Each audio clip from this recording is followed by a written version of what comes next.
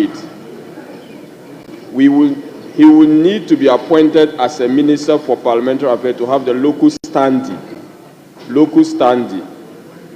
and it's spelled local standing. I think it should be corrected to reflect the local standing. Table office, please take note.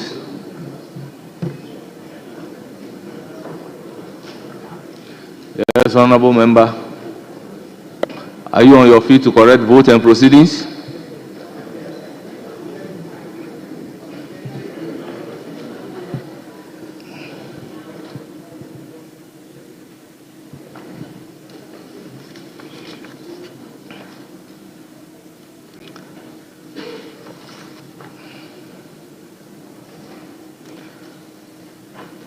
Honorable members, the vote and proceedings of Tuesday, 18 February 2025, as corrected, is adopted as the true record of proceedings.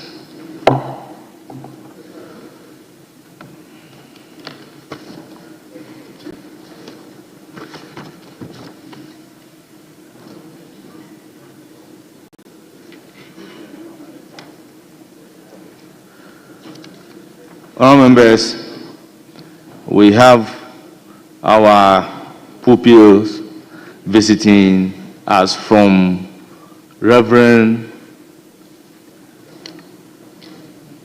Honourable Kingsley Nyako. Mr. Speaker, with respect and with your kindest indulgence, my understanding was that we were correcting the votes and proceedings, the official report of 19 February 2025.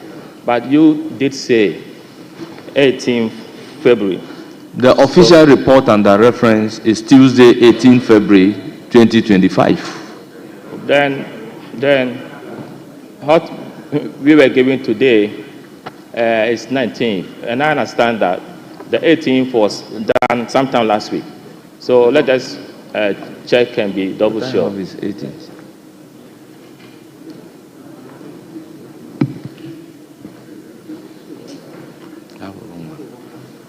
So 19 February. Very well, I've been giving the wrong official report. So, honorable members, the official report of Wednesday, 19 February 2025, as corrected, is adopted as the true record of proceedings. The honorable members, we have a student from or pupils from Reverend S.C.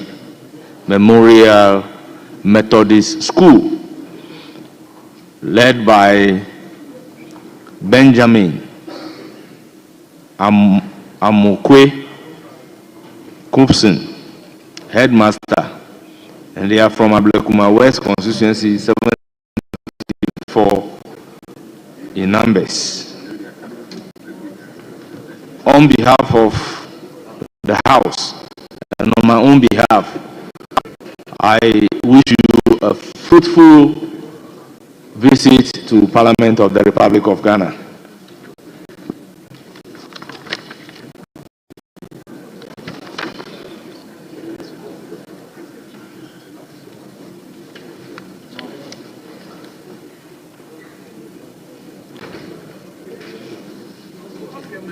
Honorable members,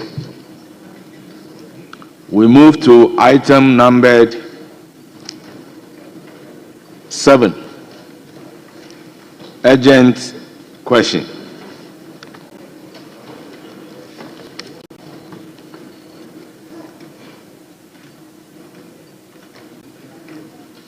Honorable members, the urgent question numbered A, I have been informed that inadvertently it has not been transmitted to the minister.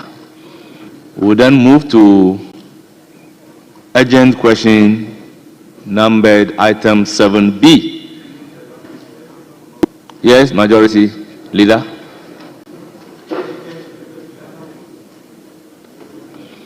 Mr. Speaker, I was hoping to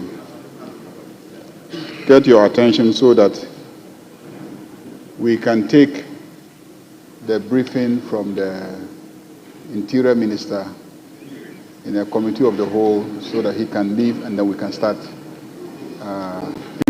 close sitting so that we can continue after he has done the briefing.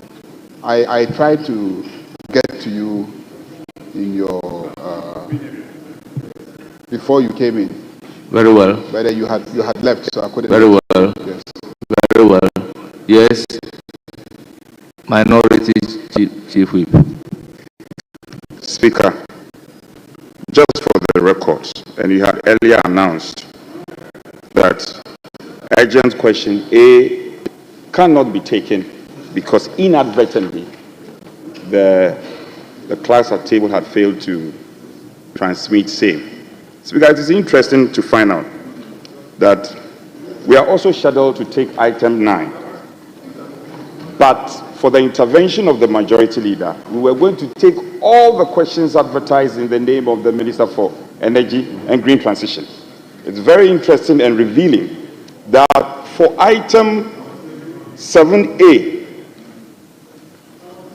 for the same sector, we are being told that inadvertently it was left out. Be it as it may, I think it smacks of certain impression that is not good to us as a house. Because if for the same sector, the briefing was transmitted duly, all the other questions were transmitted duly, and for that particular question alone was left out, it's quite revealing, but I'll leave it as it is. Speaker, the majority leader has made an application that we rather go into closed sitting as was agreed. I have no objection, but except to say that the Minister for Energy and Green Transition is here already. And we are having, since we are having plenary engagement, we should rather finish with his.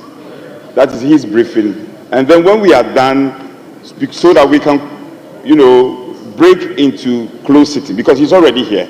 Then we can finish the briefing. That's item 9, before we break into closed sitting.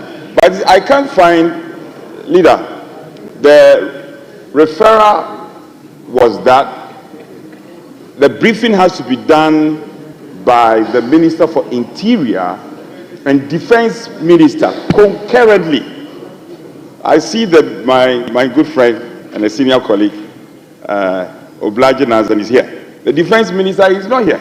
But since the referral was that the briefing should be done concurrently, is it the case that we only entertain the Minister for Interior and leave out the Defense Minister? Speaker, so I don't know what the pleasure of the House is, but the briefing has to be done in whole. The two of them have to do the briefing, and it's only the Interior Minister who is here. So for now, may I suggest that we listen to the Energy Minister on his briefing. Then afterwards, we can begin the SONA debate. We are ready for the debate. I thank you. Honorable Majority Leader.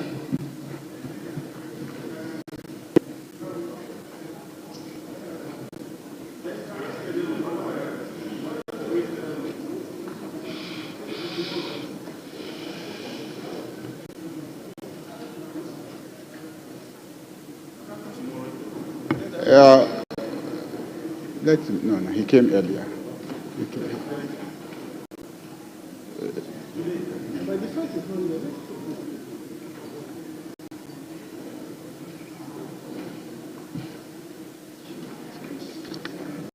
Mr. Speaker, let's do the interior briefing. We should take the interior briefing. Interior briefing. Yeah. Honorable Minority Chief Whip, the suggestion is that we should take the briefing from the Interior, since the Minister responsible for Interior is available. Speaker, I only pray that they don't put him on a coalition course with my friend. He knows I would on any day I will support him. My only concern is about the joint representation. You'll be able to speak for the Defense Minister as well. Well, Speaker, if it's the pleasure of the House, I will not have objection to it. But so what happens to our energy minister? I'm asking a question. The energy minister is making a presentation at the National Economic Dialogue. So we'll have to reschedule the energy minister because they are waiting for him to make a presentation. So I think that I will crave your indulgence so that we reschedule the energy minister so that he can go and make the presentation. If he finishes and we are still here, he will come back and then brief the House.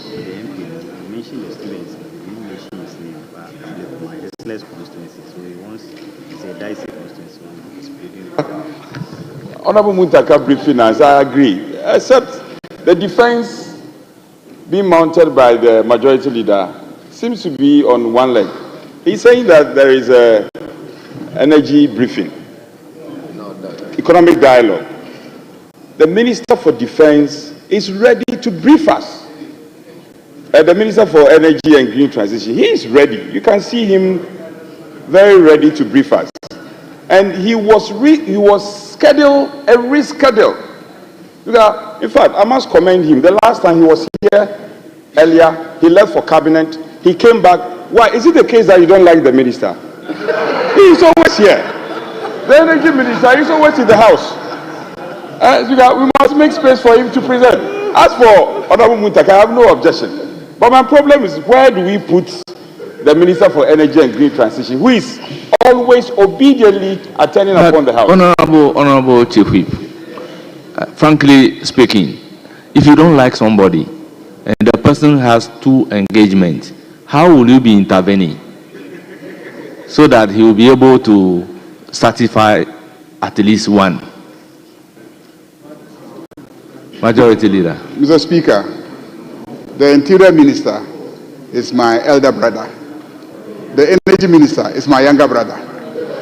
So I have to defer to my elder brother, because as for my younger brother, I can always handle him. Honourable members, the sense of the House is that we reconstitute into a closed sitting and take a briefing from the Minister responsible for Interior. Accordingly, the House is constituted into a closed sitting.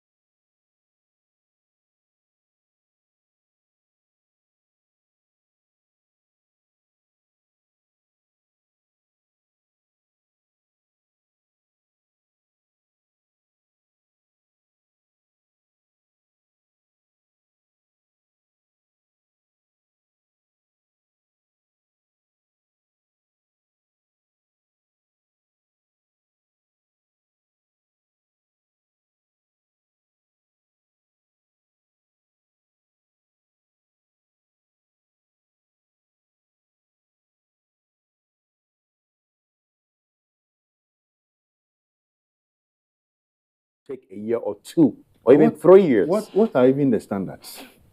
Security. If Baba Yara cannot host a Ghana Premier League game, we should suspend the league. Maybe Baba Yara, they might be referring to the playing field. Yes. Right. Which, of course, even the Blasters during some of the matches complained about. Great. Okay. Great. So the playing field, that one can be fixed. Does that mean it hasn't been worked on? Yes, it has. That's the question I was about to ask. That since then, what has been done? You know, and then can we move all the teams just for this season, play at 2 or 3 approved venues, and then so that for example, we abandon Legon and play in Doma. How? That's what Felix is asking. That's another big point to bring. Without any disrespect but the point is, you see, so these are the fixtures. Dreams FC will play Adriana Stars, and Where is Dreams going to play? So Tuba has been approved. Tuba is after Wager where the Dreams FC play their games. Hearts of Oak, they don't have a venue now. Their opponent, Young Apostles, venue in Wenchi has also not been approved. The BNN Gold Stars got approval. As for the Nswatre Park in Nswatre, currently banned. The Golden City had no approval. Vision FC, they play at the Ni Eje Krakow Park in Tema. They got approval. Kotoko has no approval. Karela are okay. Midiama and Takwa are okay. Bichim were given 4 reasons, and they were given a license on condition that by the 6th of March, which is 2 days away, they have to make sure they have a leather seat inside the dressing room. They have to make sure that there is this stand they call the Augustino Cross stand, which has chairs ripped off. They need to replace it. And then they also need to work on the pitch. What they've done, and that's very impressive, is they've installed CCTV camera at the stadium as well. So it is something that I am very not to cast aspersions at anybody, but I doubt if this licensing was done by the licensing committee. I am very doubtful. What I heard was done together with people from the ministry. But Jerome, we have to find out if those who did the club licensing on these stadiums are people that have knowledge when it comes to Their subject matter experts. the subject matter of club licensing issues. Yeah. That's my problem. Pressure is mounting on the FA to get things done right. We asked them to release the safety Protocols. suitability checks report. Or the new the guidelines. metrics. And that's why they are coming out with this. But look, if this venue in Tema It's approved. is fit to host the Ghana Premier League game, and Baba Yara is not, I'm saying that Even Legon. I don't believe that thing came from. See where the TV crew Yeah, I mean, it's not television friendly. Let's get serious with league football in Ghana. From what is happening, it doesn't look like proper league football can be played. Alaji, the venues are not fit for purpose, including some of the centers that we thought should be acceptable for league games.